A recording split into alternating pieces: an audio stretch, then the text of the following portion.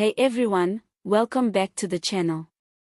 Today we've got a political bombshell. Floyd Shivambu says he walked away from the MK Party because, in his words, Jacob Zuma hated the legitimate leader in him, and the story behind that line is messy, dramatic and packed with explosive claims that could reshape the Southern African left. Shivambu's move to join MK last year was itself a seismic shift in South African politics, a former deputy leader of the EFF swapping sides to back Jacob Zuma's new project sent shockwaves through party rooms and newsrooms alike.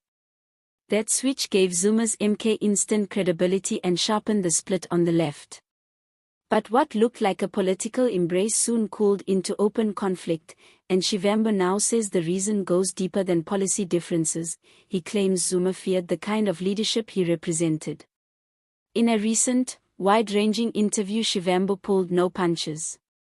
He accused the MK Party of running like a family business and suggested that internal power plays, allegations of money grabs and a wave of machinations drove a wedge between him and Zuma's inner circle. Shivambu insists he wasn't pushed out for incompetence or disloyalty. He says he was undermined because his legitimacy and energy threatened established interests inside MK.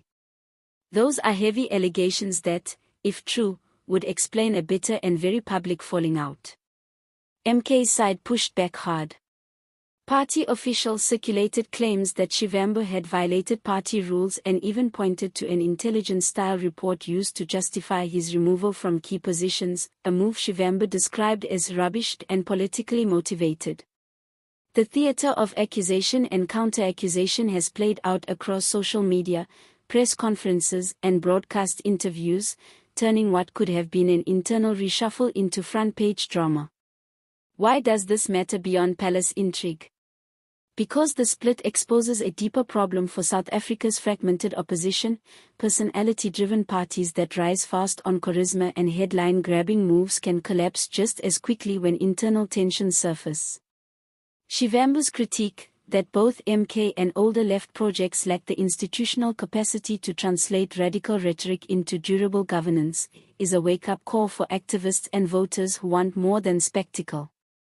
There's also the irony. Shivambu, once a powerful deputy in the EFF and a national figure, says his time in MK taught him more about the raw mechanics of politics than a decade in the EFF did. That suggests his exit is not just a personal defeat but a learning moment for him, and potentially for a broader cohort of young leaders wrestling with how to build movements that survive leadership battles. So what should viewers watch for next?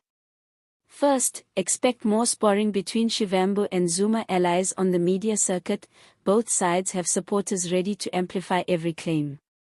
Second, keep an eye on how MK handles party lists and public messaging. If Shivambu's accusations trigger resignations, expulsions or legal fights, the fallout could reshape local alliances and voter perceptions ahead of future elections. Finally, watch for how other parties, the EFF, ANC splinters and smaller left formations, position themselves in response. This is a moment that could redraw political fault lines. If you're hungry for the details, I'll post links in the description to the interviews and reporting so you can judge the claims for yourself. Politics in South Africa is changing fast, and Shivambu's departure from MK, framed as a clash between a legitimate leader and a leader who feared him, is one of the clearest signs yet that the old rules are breaking down. If you enjoyed this breakdown and want more sharp, fearless coverage of Southern African politics, hit that subscribe button and ring the bell so you don't miss my next deep dive. Drop your thoughts below. Do you believe Shivambu's version of events, or is this another chapter in the region's endless leadership drama? Let's discuss.